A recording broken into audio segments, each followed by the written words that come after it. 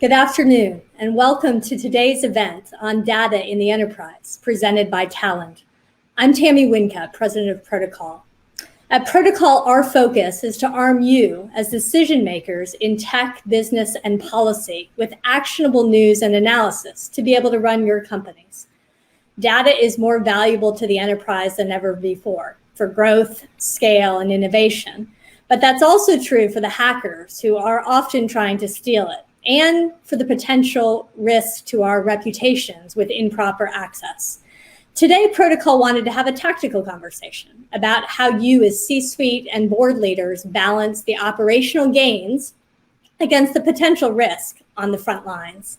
I hope you'll join us in this conversation by tweeting your questions at #ProtocolEnterprise.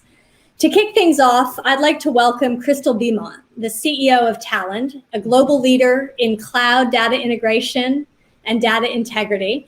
Crystal has spent decades in enterprise tech, most recently serving as Chief Revenue Officer at SAP Concur, leading its $2 billion business organization.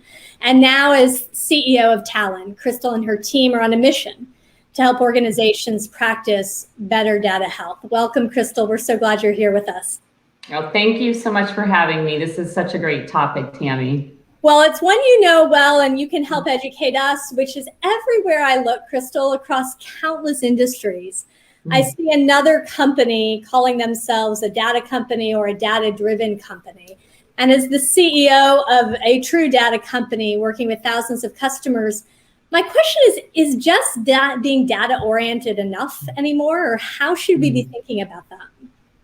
It's such a great question, and maybe I'd reframe it a little to say, I think almost every company realizes now they must become first and foremost a data company, truly in order, especially after the pandemic, to show up in a way that no longer just looks at trends or historical perspective, but really having to look around the corner and think about how do we not only use data in a more efficient way in terms of all the great advances with cloud data warehouse and the accessibility to data, but how do you use it in a responsible, meaningful way as a weapon to stay competitive and as a way to help meet your customers where they're at. And that's a very different place than it was even before the pandemic. So I would say it's something that we see that even started happening prior to last year with companies like Domino's. You think of Domino's as the first thing that comes to mind, and they deliver pizzas, of course, and for some come in handy at a time where you most need a meal. And really what they did a number of years ago was they transformed into a data company. And they did that in a way to help find their consumers, make sure that they could scale their business and really stay competitive. And you can see how that really transformed their business. But with the pandemic, it made it a requirement because we no longer have the opportunities that we had before of time and obviously risk. So I think it's very much here to stay, data first, and then deliver the products or services after. So it makes sense that people are kind of thinking in that way now. And so now the question is, what's the next step on that, right? What are the challenges that you're finding that companies who are embracing the idea of data as a competitive advantage, but also a risk, what are those issues that they are wrestling with? What are the risks that you think that they should be looking at as they do that? The numbers and the stats, regardless of what source you look at, are really staggering in terms of the data, in terms of either the accessibility to data, how much data people can have, complete access to today for a number of reasons, how well you can use it from quality or effectiveness. They say that, most decisions are gut decisions or intuitive that are using data to back up those decisions, I think is a very common, saying that most people have. I don't think that that's changed. One of the biggest issues we have right now is that over 3/4 of organizations, if you ask them, believe that there are issues with their data where they're not using it effectively, either because of the fact that they don't have the ability to validate the quality or the health of it, or they don't feel that they have a complete view, or they don't have a way of really having absolute confidence in it. And so I think that on one hand, we have these amazing assets and all of the opportunities for more and more data to become available to us. The worry that I have, and the point that you made earlier, that we wake up every day, there's 1,400 of us around the globe thinking about what are the problems that we really face by not being able to truly treat data as an asset. And right now, seeing it very much as a liability potentially, and that it has risk that it's bringing organizations, and that we don't understand the full effectiveness of the quality of data and really the underlying health of, are we missing data? Who's touched that data? Is it outdated? Do we have a complete view? And until we have an entire industry that can really operate in a way that has charter, that has meaning, that has definition to what does it really mean to have not just a lot of data, because again, I think that can be potentially a liability, but data that you can absolutely trust. And so for me, when I think about this, I think we're falling well short of what the potential is. And again, I think this is an amazing asset that when used properly can really help avoid risk and help organizations and customers of organizations make sure that we can really run in a way that we can have confidence in. So let's talk a little bit about that confidence piece, because you talk about it being both an asset to manage, but also comes with risk. And I know you all at Talent have spent some time building out a trust score around kind of data health to, I would presume, to kind of balance those two. How is it designed to support organizations in that thinking? And where does the technology go next to help us do it better? Yeah, well, I'll start with the idea of data health. So data health is something that is, in our opinion, extremely comprehensive. So it's data health is establishing a vision for everything from the systems to the processes to the people. And it's really a mindset and an entire culture. It's about having definition for what, health measurements and health expectations are, and being able to quantify it and have explainability. Why do we believe something's healthy or not? And it goes well beyond quality. I think for many years, you'll hear, terms used as data quality. To me, that's table stakes. Data quality is simply, do I have the right format? Do I have any missing data? There's just very basic assumed data quality measurements or expectations. But when you really think about, is data healthy? When you ask someone, how do you measure the health of your business? It always goes to data. Well, then how do you measure the very thing that's measuring your business? And that answer is void right now until we started thinking about how do we solve for that. And that's where the trust score, which is, again, one part of data health, because you can't just simply have a trust score or a piece of technology. You must have a complete process and mindset, an organization that is completely designed for thinking about what it means to have healthy data.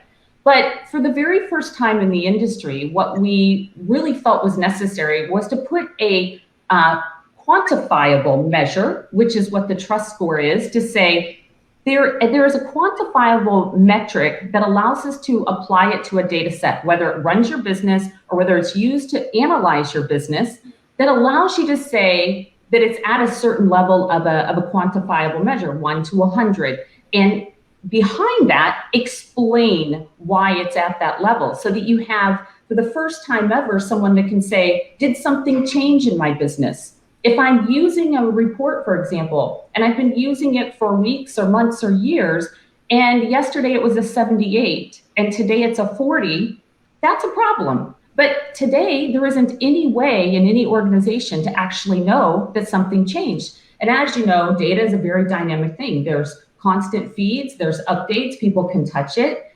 And without having that complete confidence about something changing or what it might be in its original state, or at any moment in time, your data is only as good as at that moment that you're using it to help you make a decision about your business.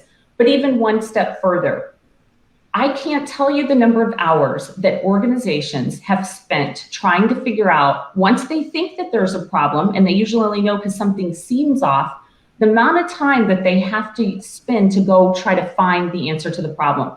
Something doesn't look right with this report. I'm not sure what it is. Let me go figure out what it is. So between having an absolute measurement of there's a concrete number that is assigned to it based on a number of variables that explains that it has a quantifiable measure to it, so you can have confidence in it and you can keep track of that. But then also understanding why it was that to begin with and what has changed if it does change. Those two things are just the very beginning of how I think about creating data health that allows people to have confidence in the data that they're using in a dynamic way. Very helpful in beginning to paint the landscape to this conversation around the idea that data is more than saying data informed. And so I appreciate you setting that landscape to the work that you are doing at Talon. Thank you for being here with us. Thanks for the partnership. And I'd love to turn it over to my colleague, Joe Williams, who'll continue. Awesome. Thank you so much, Tammy. I am very excited to be here today. And when we talk about weaponizing data, I feel like we're here with three generals out in the field that are managing that. I'm joined by today Christy Chan, who is the Chief Privacy Officer and Global Data Governance Executive at PayPal, Melissa Goldman, the Chief Data Officer at JP Chase, and Phil Venables, the Chief Information Security Officer at Google Cloud. And when you talk about data, particularly positions like the three that we have reflected on this panel today, what you find is a lot of organizations will define those differently. And the task for one, say, chief data officer is not going to be the same for somebody at another organization. So I want to give the floor open to the three of you to introduce yourselves and maybe outline what are your specific roles at your respective organizations and how you are defining those within your own enterprise. So maybe we could start with Christy and go down the line. Sounds good. Thanks, Joe. Nice to be here. Hi, everyone. My name is Christy Chan, and I'm the Chief Privacy Officer and the Head of Data Risk Management Oversight at PayPal. Now, what that means is, we have a broader collective organization that thinks through what are the foundations on how to manage data end to end, and also how to think about certain regulated data in care for it in a special way, right? So for example, personal data is a set of data that is heavily regulated from a privacy and data protection perspective. And what we do is we look at those critical data assets as a regulated data sets, but then also look at it more broadly, because critical data does not only involve personal data. It's far bigger than that, right? And especially with the growing technology and AI and ML, I think gone are the days when you have to think about data risk as a unintentional loss or leakage of data, but thinking about the widespread unintended inferences that the data can actually formulate about people, and how do companies need to demonstrate the controls, the governance, and the collaboration across to manage that end to end. So it's a broader organization, and really, really happy to be representing PayPal here. Melissa, do you want to go next? Great. No, and again, thank you for having me here. As you stated, I am the Chief Data Officer for JP Chase, and in that capacity have responsibility for really the governance and sort of management of data across the entirety of the organization. That being said, JP Morgan is kind of a huge firm, really serving clients and customers around the world, and so our data organization is enormously virtual in terms of everyone who touches and interacts with data on a daily basis across the firm. But my responsibilities are really to take the lens to that of a firm-wide perspective, and to what Christy was saying, really make sure that all of the not only the governance but how we govern the data to enable the use of the data through more kind of frictionless processes is, very front and center to my responsibility in that capacity. I will say that I have, my history has been as a CIO, so as actually an owner of technology and an implementer of capabilities, of which data has always been a significant component. And even in my capacity currently, I still have a number of CIO functions. And I highlight that in part because, as previously mentioned, the tools, the products, the things that are out there around how kind of data gets managed in an organization, it can't be sort of sitting on top of everything. It has to be front and center to the agenda of how data gets created, how it gets managed through the entirety of the life cycle, as it gets dispositioned in terms of where it sits on platforms and all those capabilities. So, you know, one of the advantages and features that I have based on both my history and my current role is really bringing very much sort of the practical execution of data management, you know, to the forefront of how we need to address that as an organization. And so, again, thrilled to be here and talk about this very complex and broad topic with you guys today. And last but not least, Phil. Hi, Phil Venables. I'm the Chief Information Security Officer at Google Cloud. So that means, in the broadest sense, I manage all the risk, security, compliance, and privacy functions within cloud, not just how we deliver product and services, but also how we support customers in their secure digital transition to the cloud.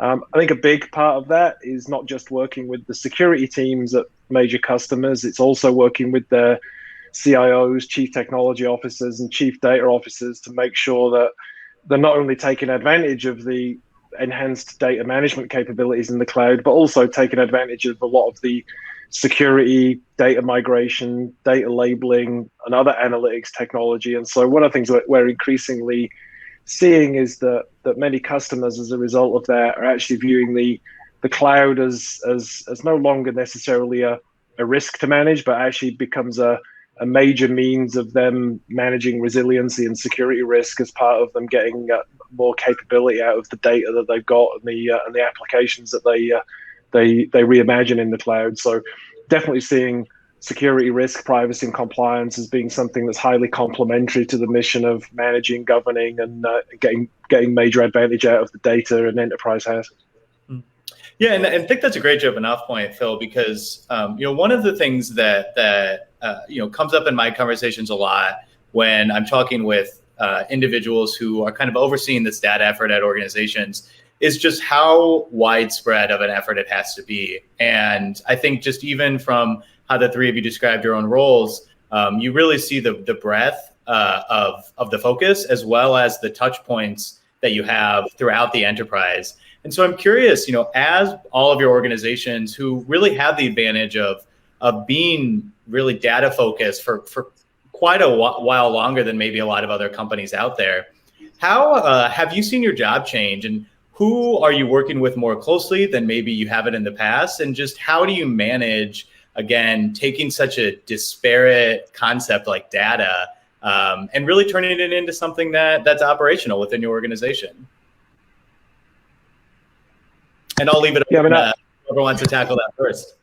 Yeah. I mean, I can kick off a little bit. I mean, certainly what we're seeing is and this may be a statement of the obvious, that it becomes the business lines are much more heavily engaged with their technology counterparts than they used to be. It used to be, if you go back long enough, in many customer organizations, many large enterprises, you had the business that has ideas about how to support customers, and then the technology people that go build those systems and analytics to support those business goals.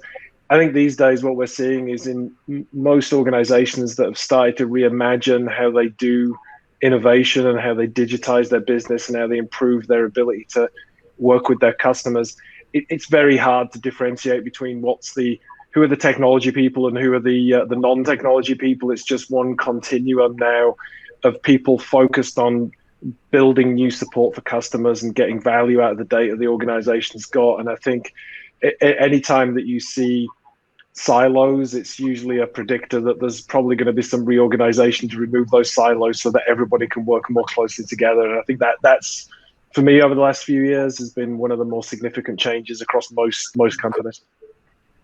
Yeah. I'm sorry.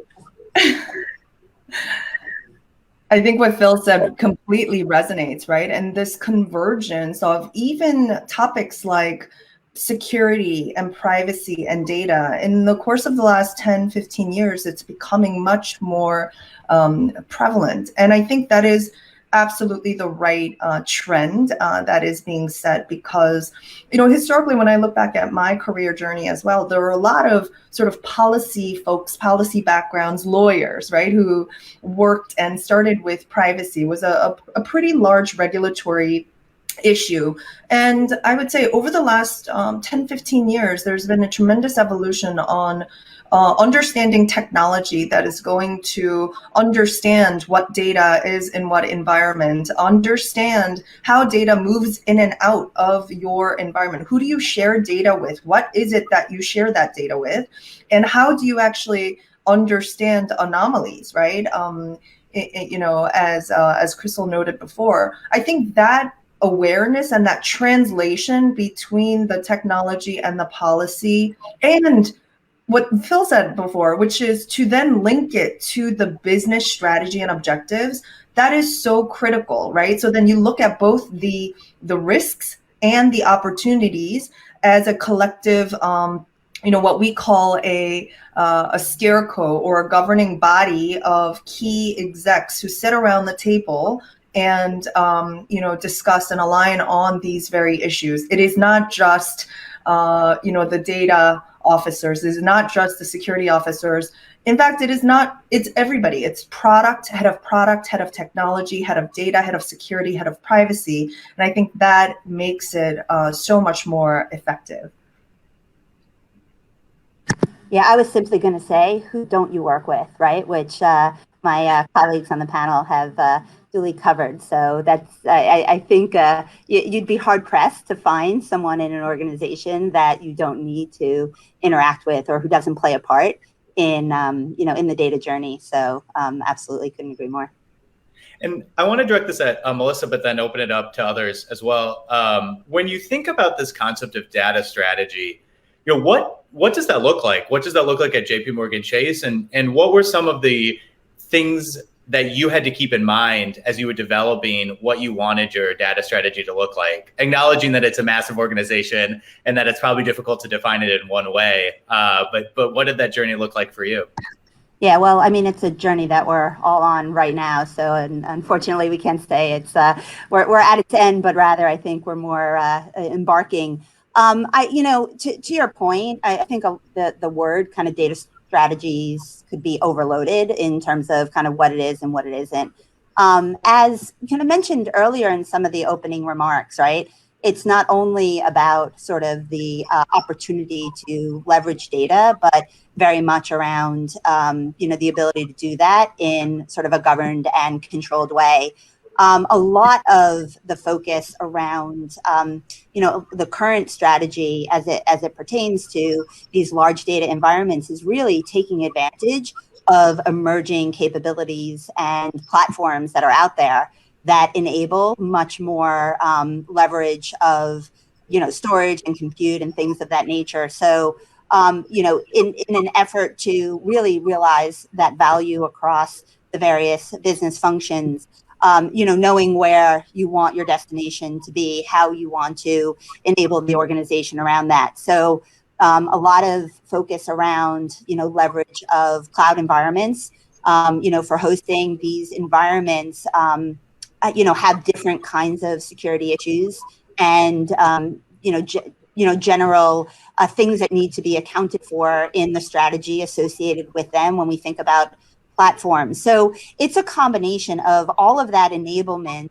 while at the same time, and we'll probably talk about it a little bit more later, the, you know, the regulatory environment is constantly changing as well, right? It's becoming more complex. And if you take a organization like JP Morgan that does business around the world and, you know, in virtually all these countries and their local regulations, really also being able to provide, you know, greater ease around, you know, how we, you know, adapt and adopt the, you know, the necessary compliance to be able to leverage our data, you know, in all these locations. So it's a combination of both the control environment, the governance, while at the same time, the enablement and the use of products and tools that are out there that unleash much more of the opportunity and the value of leveraging the data.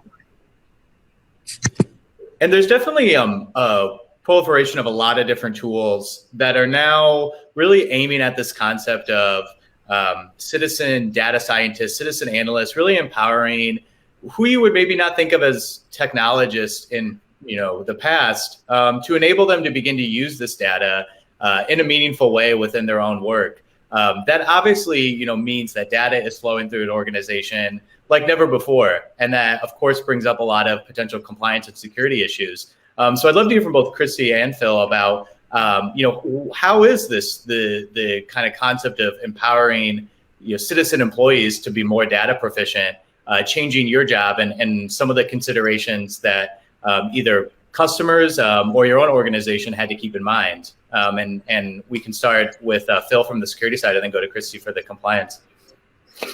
Yeah, I mean, I think this is why it's important to actually, even when you're thinking about kind of, citizen development and everybody in the organization having the ability to perform analytics, provide more sense making, and in some cases build more kind of local team applications, I think is going to continue, and it's clearly important for the productivity of the organization.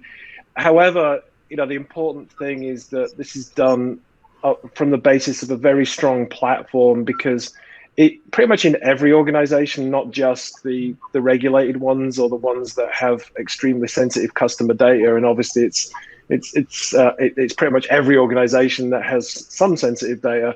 You've got to have a controlled platform that permits the innovation and the flexibility, but at the same time make sure that the access is well controlled, well managed, that different degrees of sensitive data are allowed to be accessed by different parts of the organization according to whether they have a need to know for that versus other types of data that may be more broadly available.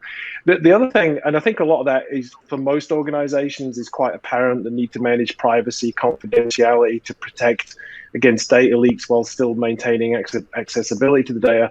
I think the other thing that's not that well talked about is to maintain the integrity of what's being produced. In many respects, the output of a lot of this analysis can feed into some quite critical aspects of how the organization works, whether it's management of supply chain, management of internal business operations, all the way through to financial and regulatory reporting.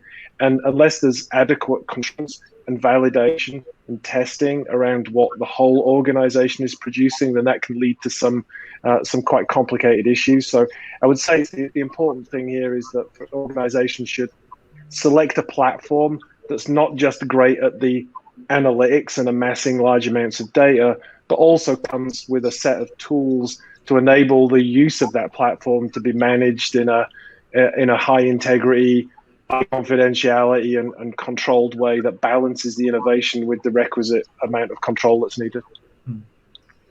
Yeah, and a couple of things I can add there. I mean, Phil said it really well, the balance between enablement of innovation, right? And really fostering the culture of, data responsibility, right? That comes with how do you actually make sure you have the right environment to be innovative, be creative, right? And so maybe it is a matter of, creating a space, whether it's a test environment to play around, or whether it is, certain employee events where you can create opportunities such as hackathons and design jams where people can come and really innovate in this space and far more, right? But through that, it also really creates the culture of control-mindedness, culture of responsibility, right? And understanding that,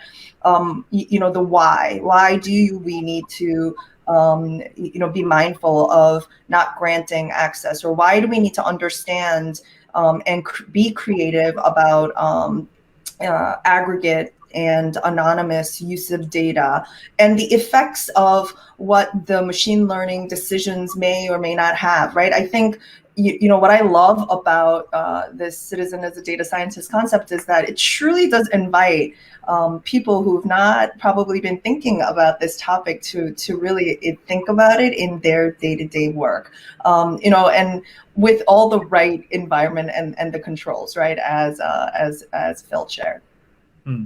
Yeah, and what again strikes me is just how large this effort is when you start to bring all these disparate parts together, and then you add in something like the cultural overhaul that's needed to really highlight to individuals who maybe didn't see before the power of data, illuminate how they can change their day-to-day workloads and how it can improve their own output and operations overall. But when you take all this together and you look holistically across the organization, how do you know if you're being successful in your data strategy? And what are some of the things that the three of you monitor or keep an eye on to know how successful you are? I can start with a couple. I mean, JP Morgan likes to measure a lot of stuff. So there are certainly some measurements out there that give us indications around directionally kind of where we're going. Now, there's a whole lot that need to be considered on the control side, right? Because as we talked about before, a lot of this is enablement, removal of friction, more leverage of the data, but a lot of it is also around the control environment. And then clearly, there's things that you can look for in the environment to sort of demonstrate whether or not you're doing, a good job from your governance perspective and protecting your data appropriately and things of that nature. I think on the more strategic side around, adoption of, new technologies or platforms where you can, look at, are you enabling the business through, greater data capabilities? Are you seeing data-driven decisions emerge? In a lot of cases, as you move forward with opportunities to further leverage data, you build business cases around there in terms of what you're trying to do for your clients, what you're trying to do for your customers. In some cases, you can align results of those kind of data investments back to opportunities and revenue. You can tie them back to experiences that your clients have through, surveys and feedback around, is it a better client experience in terms of how individuals or companies are engaging with these kind of more data-driven activities. And like I said, the control environment, really understanding. And so there are certainly ways to evaluate and assess progress that you're making. At least, minimally, directionally, is the movement towards much greater sort of adoption of these things. But those are some of the some of the ways to measure the opportunities and whether or not you're taking advantage of them. Yeah, and sorry, go ahead, Christy. No, I would say measurement is hard in some areas. For example, how do you actually measure that the right usage or insights that you got from data is going to move the trust needle, for example, right, within your customers? How do you actually measure it? Melissa just shared some good suggestions around surveys, but that also adds a layer of friction or yet another sort of thing where you say, oh, was this good? Was this bad? Right. I think that especially on the customer engagement side, it is sometimes a bit challenging to get to that the effective measurement. I think on the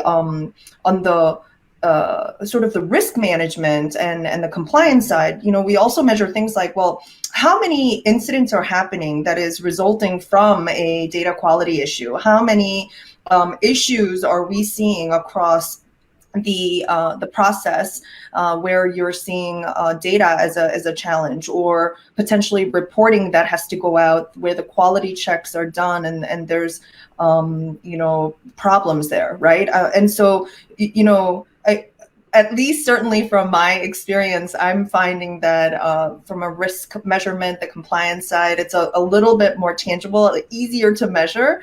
And then, some of the really great suggestions Melissa shared on the opportunity side, but we're always looking for new and creative ways to effectively measure the adoption. Yeah, and I think just building on that, obviously we look at this with a slightly different perspective because we're measuring our success by what our customers' success is in using the platforms and products and services we provide. But the measures of success flow through quite well, and in many respects, it's things like the security, compliance, and privacy controls. Are they good enough to enable customers to onboard more and different types of data in the platform? And that's everything from not just the basic cloud controls, but more controls like the ability to give customers management over their encryption keys so that they have a much finer grained control over the types of access that can be provided. And then all the way through to some of the more wide-ranging requirements, like the ability to keep significantly more content online and available for higher performance analytics. And clearly that, given the genesis of the Google platform, that's obviously something that we remain immensely focused on. And in fact becomes a big differentiator in the types of analytics customers can do. If they can do things just as fast with 10x, if not 100x more of the data, then they're likely to get more value and put more data online. And so that often becomes a major indicator of success for customers, as well as all of the broad array of security, compliance, and privacy controls that I think all platform providers have to keep embedding into how the platform works. And yeah, we've definitely heard this concept of big data for quite a while, but you're really starting to see it penetrate as there's broader movements around the pivot to the cloud and things like that. And you guys again have a little bit of a first mover advantage where you guys have established some of these strategies already within your organization. But if you were talking to a company that was just at the maybe early or even mid part of their journey to at least kind of create the initial framework for a data-driven organization, what are the biggest risks? And what were some of the things that, looking back, that you would have either done differently or that you could flag as a learning lesson for, again, those executives or those that might be watching that are going through their own, kind of data struggle right now?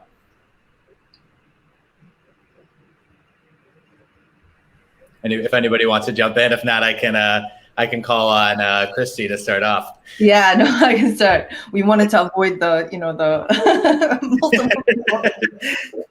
Yeah. So I think one of the things that I would recommend is really start with a solid foundation. I think as companies grow over the years or acquire different companies, the very vast and different environments and the tech capabilities that are out there, that makes it much more challenging to come up with almost like an enterprise-wide view, right, of data, which is one of the things that is really critical in helping to realize the full benefits. And so, if there is a way to stand up the foundation from the beginning, really right, then I think there is less effort to get that infrastructure, get that baseline foundations corrected, right, every time something new comes out. I think that coupled with, making sure that it's agile, to make sure, because the regulatory environment is so complex, right, and it's becoming more and more complex. And so to be able to account for being a little bit more forward looking in what is coming, what are the new trends, what are the ways that we need to measure and demonstrate, I think is a really a good starting point, for companies. Yeah, maybe I'll just build a little bit on what Christy said, which again, agree with all dimensions and how important that foundation is. And just to share, I mean, understanding that the environment is still evolving, especially from a regulatory and compliance perspective, knowing things like what your data is and where it is, and what it's doing are enormously, important. And you don't necessarily have to know every question that might be asked around your data to know that from the foundation, from the start, instantiating your data environment and the registration of that data and the sort of metadata and tagging and classification of that is just so important. And, I often say not all data isn't created equal, right? And so, being able to really understand that and what kinds of things need to apply that from the beginning really avoids having to do as much sort of retroactive, addressing and remediation of that. And so there's just some very, very foundational things that if you, regardless of what platform you sit on, regardless of what technologies you're using, if you apply those principles, then that will save you enormous amounts of effort and time and heartache kind of later on, just in terms of creating that from the start, and also the discipline around that, really the ownership of data across its entire life cycle, right? You don't just get to create it and then kind of disappear, but really understanding through, the use of it, the retention, the destruction, and like all of the things that apply to it, really important from the start. Yeah, I totally agree with that. And in fact, it's interesting that I think, and Melissa, your background will know way better than me on this, even though I also come from a historically financial services background. I think one of the things that a lot of organizations are starting to learn is exactly what you just described, as well as thinking about what's the most critical outputs or uses of your data, and then tracing back the data lineage that contributes towards that. You find many organizations in kind of tracing that lineage will often find that there's a group somewhere in the organization that's producing and managing some data, and they really don't quite understand just how critical they are to feed that one of the most critical outputs further upstream. And so mapping that whole approach, at least for the critical outputs, to find the most critical data sets, to start there is where you see a lot of organizations beginning their journey.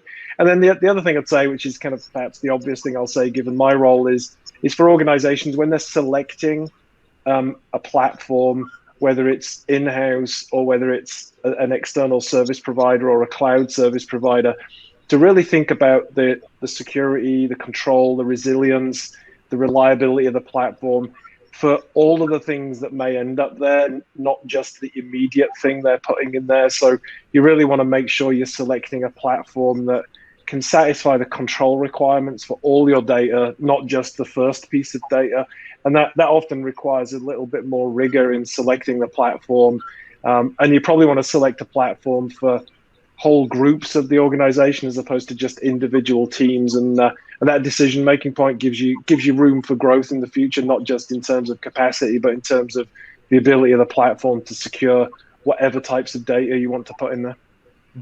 And Phil, I want to press you a little bit on the security aspect, and particularly the pivot to the cloud. And how has the explosion of cloud compute changed, do you think, the conversation around data security? And then would love if Christy and Melissa also want to weigh in. Yeah, I mean, the way we look at this is we think because we do this, but the economy of scale that exists in the major cloud providers, you can invest in a set of security controls that's quite unusual for on-premise environments, just because it's a different economy of scale, a different amount of legacy systems and legacy technology. So for example, within the cloud, or at least in Google Cloud, data is encrypted by default. Data is encrypted in transit by default. We even now have a thing called confidential compute, where the data is encrypted all the way through to the point of use inside the processor. And then there's a comprehensive identity and access management solution. There's all sorts of other layered controls. So not just defense in depth from attacks, but defense in depth from configuration errors. And then all the way up through the stack, everything from the fact that, and again, Google is not unique on this. We tend to prefer our approach, but we build our own hardware, have our own embedded security chips in the hardware. We own the whole stack. So we're able to do the types of security and control pervasively across the platform that you typically just can't do on premise. And again, this is the thing I mentioned earlier, that there's a there's a tendency of organizations, and absolutely organizations have to be careful and professionally manage and carefully manage their transition to the cloud to make sure it's configured and managed in the right way. But generally speaking, I think we've seen over the past year or so a change in mindset where companies look at the types of advanced platform and data security controls they need are much more easily deployed and configured in the cloud than they historically have been able to do in on-premise environments. And so we're now seeing in many cases customers moving to the cloud, not necessarily for a cost or even a scale issue, even though that comes with it, but many companies moving to the cloud so that they can get more advanced security, more resiliency capability, and many other factors that they just finding it much more difficult to do on premise. And so I think that's going to continue because, again, the economy of scale begats the ability to have more innovation and layer in more security controls. And that's certainly what we're finding across all of our products and services. And having some of those privacy and security controls by design in the solutions, right, makes it a really compelling a story versus really literally going back and redesigning your infrastructure with the security and privacy controls in mind, right? Where historically it's a legacy stack that's been built many years ago, right? Probably even before some of these concepts were there, right? And so I think, even things like stale and old data, right, that accumulate over many years, at the time of potentially migration to the cloud or to another environment, then you have an opportunity at that point to say, okay, what is this? And, how old is this? Do we need this? How do we use this? And have a good governance approach to say, okay, we no longer need this, and this is actually quite old. And so therefore, during the migration, you sort of plan it in, right? That's one concrete example, I think, of how these migrations can really serve to help your data hygiene needs. And obviously this past year, it doesn't need to be said, but was very unique in that you were seeing employees really log in from everywhere at the same time. You saw really an explosion in the application suite, something that's been happening for a while. Just a lot of major organizational changes that introduce a lot of different touch points to the employees. And I'm curious, as we start to emerge from the past year and a half, and plot out, what the future of work is going to look like. How is, this maybe prevailing model that there's going to be some sort of hybrid work environment? How does that change, do you think, the data strategy? And how does it change considerations within each one of your roles, whether that be from security, compliance, or just overall kind of strategy? And maybe we can start with Melissa and work our way through.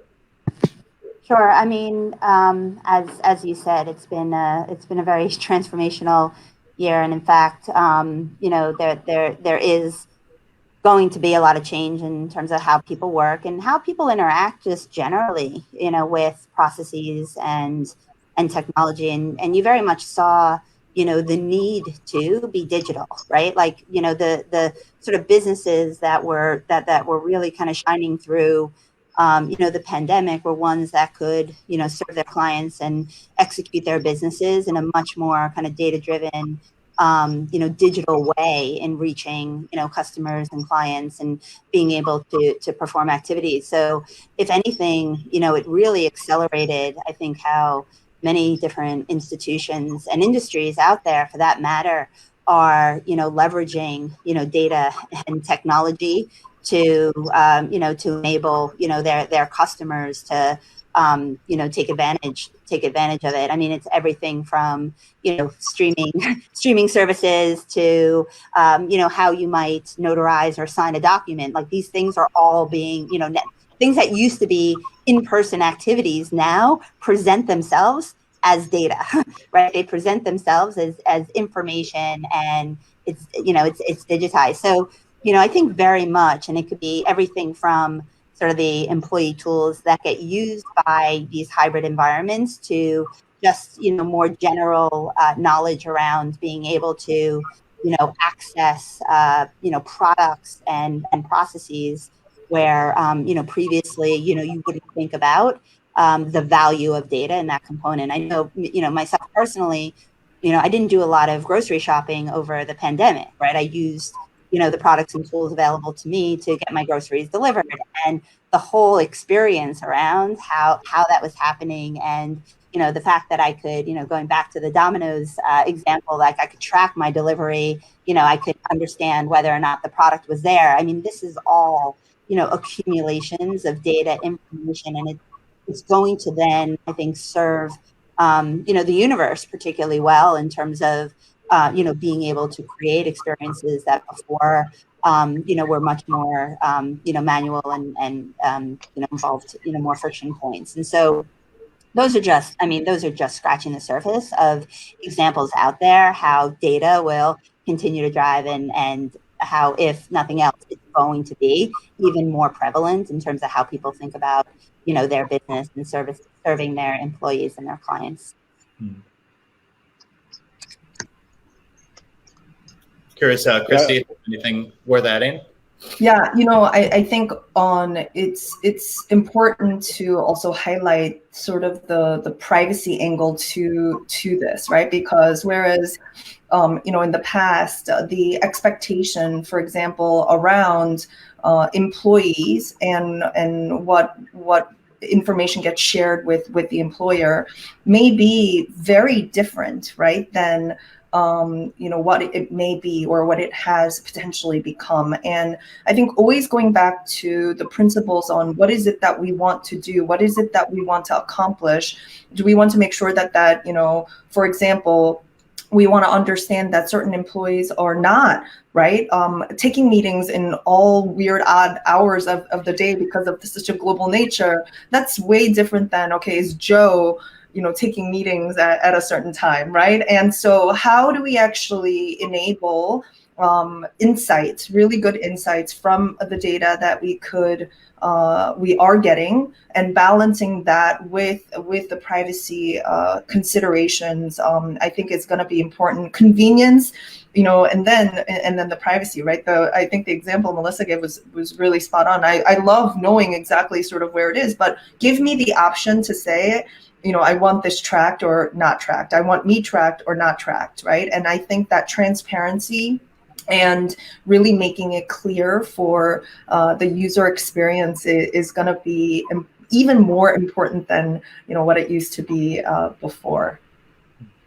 Yeah, I think that's exactly right. I mean, just kind of the way I think about this is the goal has always been business agility, being responsive to customer needs. I think in the past year, businesses have had to be even more agile because the customer needs have changed at an exponentially higher rate. And I think that's going to continue. And in fact, even while we potentially contemplate getting back to normal, whatever normal is, I think we all know normal is going to be different. And as everybody kind of returns to office in some capacity or returns back to some semblance of their previous daily lives, it's not going to be exactly the same. It's going to be some new mix. And so the next year is probably going to be just as challenging as the past year for businesses to respond to that. And therefore, they're going to have to be ever more flexible in sense making from the data they've got, adjusting business processes supported by technology in response to that, and figuring out new ways of being not just responsive to what customers want in terms of the use of the business services, but exactly as Christy says, being respectful of privacy considerations and allowing customers to manage more of how their data is being used in the delivery of services to them. And I think as well, it's important for a lot of organizations to start thinking about how they engineer in security, compliance, privacy into the way the platforms have been delivered and that they build on. Otherwise, later security, privacy, or compliance controls may get in the way of the necessary agility. And now companies can't trade away privacy and security. They have to do it because it's one of the most important things for customers. But at the same time, they have to design those in and do it well so that security supports the agility as opposed to holds back the agility. And again, that comes back to selecting the right platform that these security and privacy controls have been baked in so that there's less impedance to that in the future. I think is going to be absolutely critical to everybody going forward. And you know, when I first really started to hear about, again, this concept of data-driven big data, it was a much different environment in terms of compliance and regulations. You're now seeing across the globe different data regulations being put in place, companies themselves putting different regulations around the data, like Apple's recent update and the impact that that's had on the advertising community. Is there a risk where the compliance framework becomes too stringent, where this kind of goal of a data-driven organizations, data-driven decisions, data-driven products becomes too difficult? Or how do you think about, you know, the pace of advancement pushed up against the pace at which these new regulations and compliance laws are going into effect? Maybe I can start. I do think there needs to be a partnership across private sector and public sector to enable a form of an approach to govern, right, ourselves, and also to as a society. And when I think about you know, AI and us building more and more, where there's more and more data to feed into that, right? Is there an obligation for us, or should we, right, as a society, be able to say we're actually using this to advance, good and society? But this is how we're doing it, and this is how we are not, disadvantaged, sort of resulting in disadvantageous decisions or unethical uses. I think we should not be in a place where, pace of advancement and innovation, I don't think will be stifled with the right types of, regulations. I think, in fact, we owe it to ourselves and probably the future generations for us to start thinking about the consequences.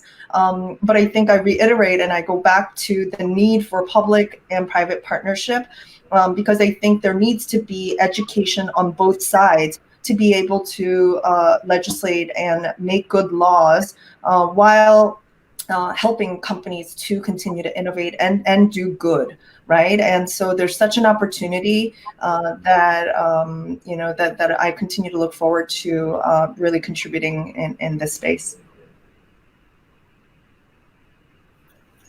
Yeah, no, and I would say the one thing I would add is I think in response to this, which I think for many countries and many regulations are obviously legitimate concerns to make sure that consumers are empowered with the right level of control.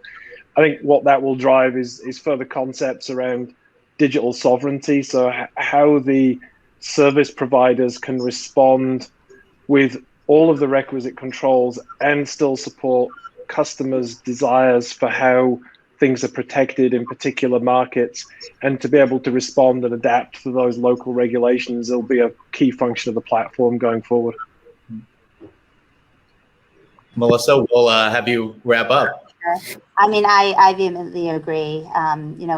Certainly with some of the comments Christy made, just around, I'll call it good winning out, just in terms of maybe fear and lack of understanding and things that still need to be kind of, learned. I also think that, there's a real opportunity to rationalize regulation across different countries. There's a lot of contradicting regulations that are out there, and sort of, making data kind of a topic front and center to, the conversation, which I don't believe can be ignored at this point, given sort of the value proposition and, what it means to our society. So, to the earlier point, there's so much good out there that it's, it would be really hard to believe that it gets so constrained that, we can't continue to, extract that value from it. While at the same time, I do think that there are, continued growing pains and opportunities to, learn through this process and make sure that